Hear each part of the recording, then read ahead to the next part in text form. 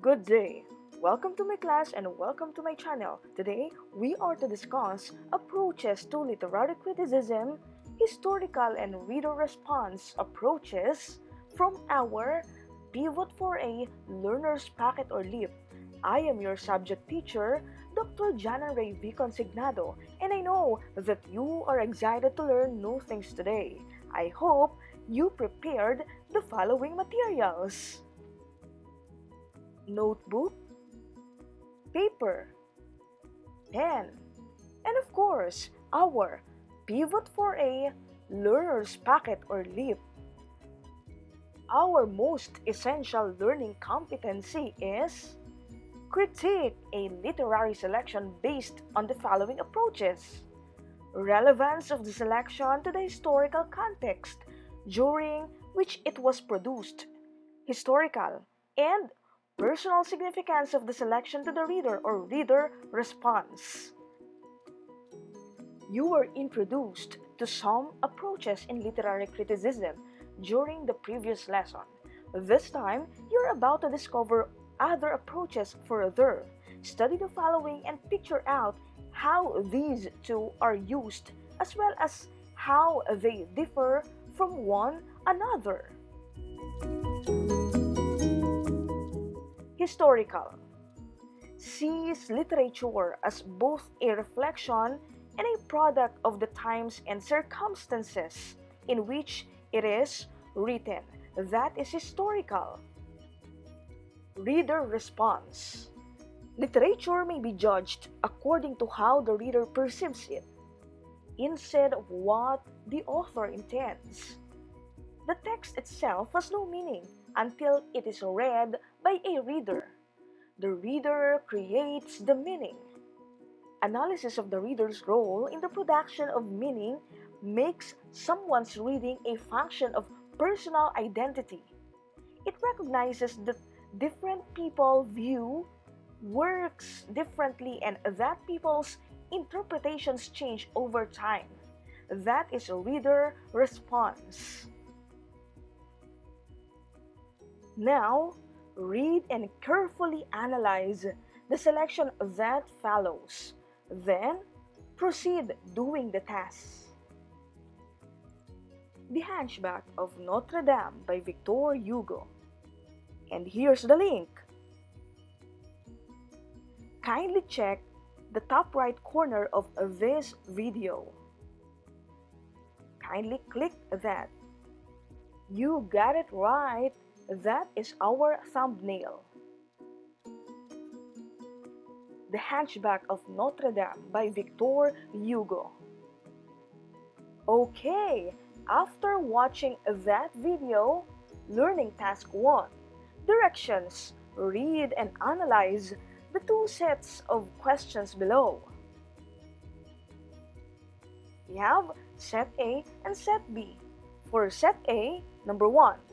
How does the work reflect the time when it was written? Number 2. Does the story show or contradict prevailing values of the period? Number 3. What historical influences helped shape the form and content of the story? Set B, number 1. How does the author provide information or details to make the story seem realistic? Number 2. What real-life people or events are you reminded of by the characters or events in the story? Explain. Why? And number 3.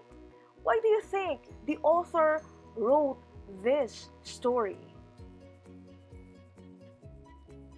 From your analysis, write down at least 3 differences between the sets of questions.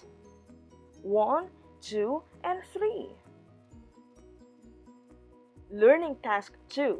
Directions. Rearrange the scrambled letters to find the word that completes each consideration for the corresponding literary approaches. Reader response. Number 1. Blank in the plot. Number 2. The theme and blank of the text. Number 3. Explain what you blank or don't like in the text. Number 4. Explain why you agree or disagree with the writer's blank. Historical. Number 1.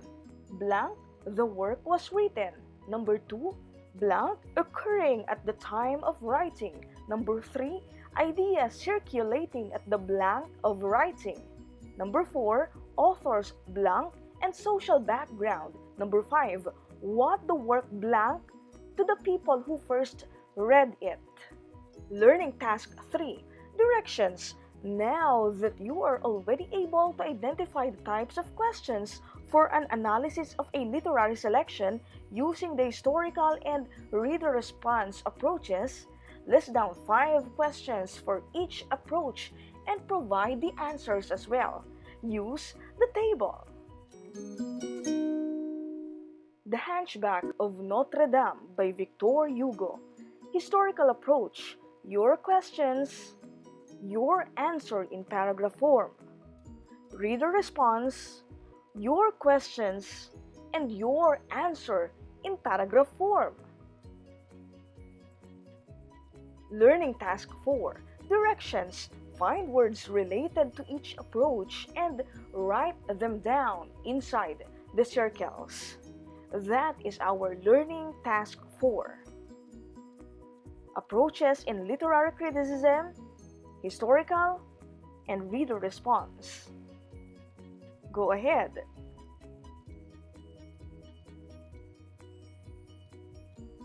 Directions. Determine whether each of the given questions falls under historical or reader response approach. Write HA or RRA respectively. Number 1. In which period of French history does the novel take place? That is number 1.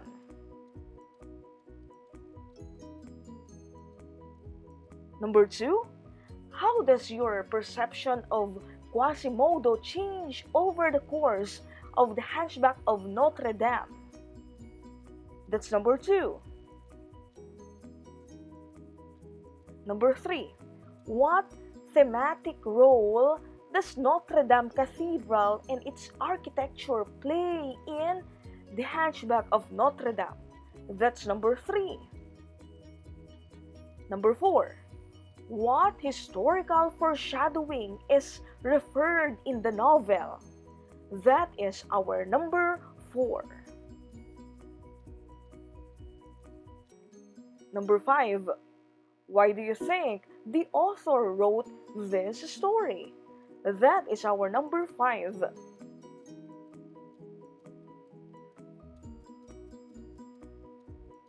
Reflection. I understand that. I realize that. I need to learn more about blank. References.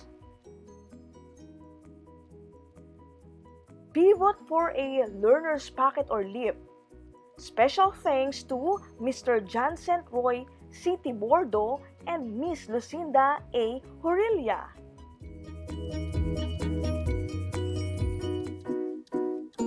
If you have questions, kindly use the comment section. It is my pleasure to entertain your questions. Please like this video. Thank you. Handang isip, handa bukas. Sama-sama sa pagsulong ng edukalidad. I am Miss Jan-Ann-Rey Consignado, and please subscribe to our channel. Thank you! Bye-bye!